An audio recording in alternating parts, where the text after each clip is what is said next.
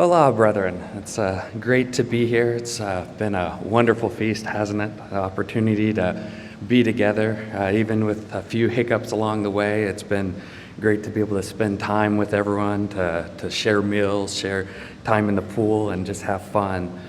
But now we're here, on this 8th day, a separate but connected holy day. When you read in the Old Testament, it is very much connected to the Feast of Tabernacles. And this day, of course, pictures the culmination of God's eternal plan, right? It's the 8th day, the final piece of God's puzzle that he lays out in his holy day plan for us. And there's been thousands of years where God's people have celebrated, have rejoiced on this day. It says near the time of Solomon's dedicating of the temple, just after the dedication of the temple, it says that Solomon sent the people away on the 8th day and that they were joyful and glad of heart for all the good that the Lord had done for his servant David and the people Israel. Think how we're connected over thousands of years with God's people by this day, that we all sit here and rejoice. But how much did the Israelites understand of all of the good that God had done for David and for the people of Israel? All right, much like us, we have a dim view of all that God has in store for us. So even in that, we're connected with the children of Israel. God, in 1 Corinthians, Paul says that eye hath not seen, nor ear heard, nor have entered into the hearts of man the things which God hath prepared for those who love him.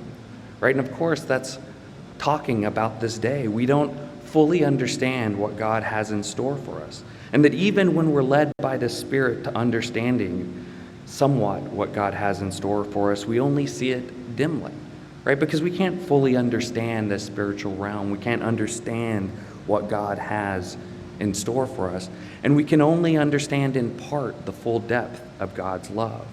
And what, of course, does this day picture but the culmination of God's love? His great love for each one of us, for all of mankind, and each of us individually, that he's bringing us into his kingdom, bringing us into his family for all eternity. What greater love could there be but the work that God has done, is doing, and will do to bring all of mankind into his family? Not just for 1,000 years, not just for 1,000,000 years, but for all eternity. That's what God has in store for us. But have you ever thought about what God the Father thinks of on this day?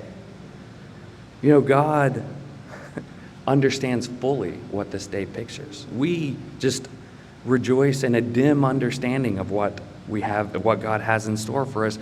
But God sees clearly what he has in store for us on these days.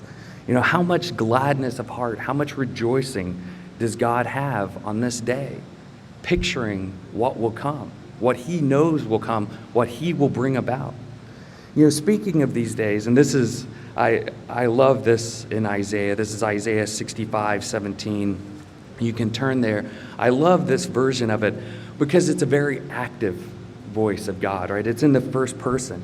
And God tells us through the prophet Isaiah what he thinks about when he thinks of the time that is to come. This is Isaiah 65:17. It says, behold, I create new heavens and new earths. Right? There's no doubt on who's doing it. God is declaring through Isaiah that he is creating new heavens and new earth. And it says, and the former shall not be remembered or come to mind. And then he commands us, it says, but be glad and rejoice forever in what I create. He's saying, I create it for you to rejoice forever, not just for a few days, not for 1,000 years, not for 1,000,000 years, but for all eternity. He wants us to rejoice in what he's created. It says, for behold, I create Jerusalem as a rejoicing and her people a joy. And then if it's not clear enough about what God feels on this day, it says, I will rejoice in Jerusalem and joy in my people. Think about that. God is creating this new creation, not just for us to be joyful, not for us to rejoice, but he's going to rejoice. And what is he going to rejoice in? He's going to rejoice in you and I, in his people. And he's going to rejoice in Jerusalem where what?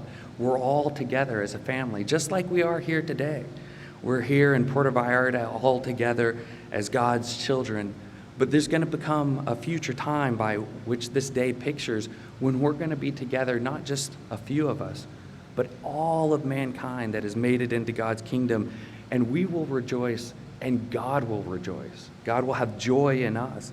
And it goes on, it says, the voice of weeping shall no longer be heard, nor the voice of crying. What a time that will be. What a time we look forward to. And of course, as God says, we have great cause to rejoice in these days. But again, think about the Father. Think about the Son sitting there with the 24 elders, with the host of heavens in his throne room right now. Do you think he's just saying, oh, this is another 8th day? I've done this a few thousand times. No, he's not. What is he doing? He's rejoicing. He's rejoicing in what this day pictures and what this day will mean. And he's rejoicing in you and I. And all of mankind he's rejoicing in. God knows what this day pictures. And he declares to his children what we are to do and what he will do. He has no doubt that for all of eternity he will rejoice in us. This great almighty God, the God that created heavens and earth, could do anything, could have anything.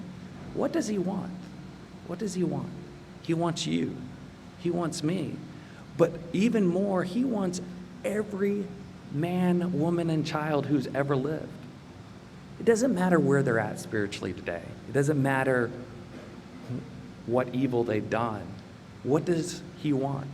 He desires them to come into his family. He desires them to be with him for all eternity and for him to rejoice in them. During the few minutes that I have remaining, I want you to think about not your excitement in these days, right? As great as it might be, but I want you to contemplate. I want you to think about God's great joy in this day.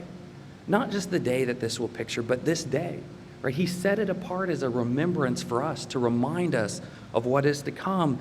And just like the rainbow, right? He says, I set the rainbow in the sky so that he remembers. This is a day for God to remember what will happen, what he will cause to come about.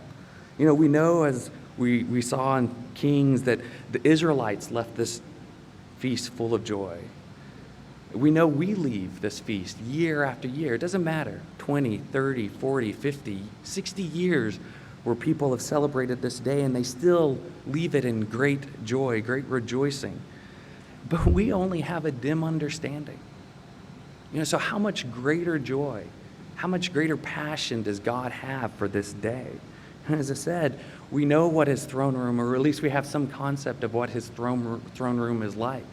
What do you think he's doing right now? Right now, what do you think he's doing? Is he talking to Christ about, can you imagine what that person is going to be able to do for all eternity? Can you think about that person? Can you imagine what joy that person is going to bring? How we've created him, how we have so much work to do left in them, but still, they're going to be there. We're going to make it happen. Right? This is what this day pictures, not just for us, but for our God, our loving God, our Father. As you and I are completing this holy day season, and as we leave this feast and this 8th day for another year, right? Because we do it year and after year, and go back to our congregations, keep this day in mind, right? This is a day that all things will be created anew. This age is coming to an end. This age is almost spent, but a new age, an eternal age is coming. An age where you and I are desiring, right? This is why we came to the feast for this day. This is why we celebrated all the holy days. They all culminate into this day, but not just for us, but for our God, for our Father. This is the culmination of his plan, what he desires, what he wants. As he's sitting there on his heavenly throne, God, who's created everything, is looking down on all of us, not just those in this room, but all of mankind, thinking about the joy that we will bring to him. Right? He desires to have you, to have me, and all of mankind, as I said, no matter where they are spiritually. It doesn't matter today where they are, because God has a plan for them. He has a purpose for them, and that purpose is to bring him joy for all eternity. What a powerful mindset shift that can be when you look at all people, not through our eyes, not through the annoyances, the evil, the sin that we cause one another. But what if we looked through God's eyes and we looked at that person and said, that person is bringing God joy, or is going to bring God joy for all of eternity? Not just for a little bit of time, but for all eternity. That God individually wants every man, woman, and child to be in his family. He wants to have a personal relationship with them for all eternity.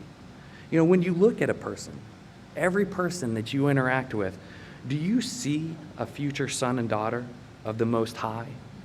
Do you see one who can bring unique joy to God Almighty?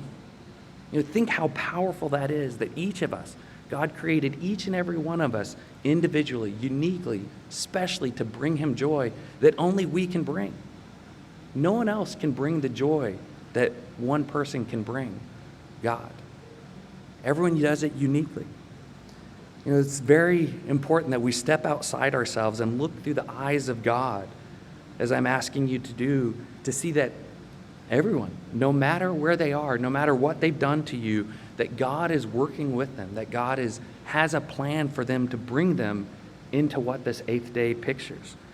If we can do that, you know, how can we not be a part, even a small part, of the plan that God has for that person?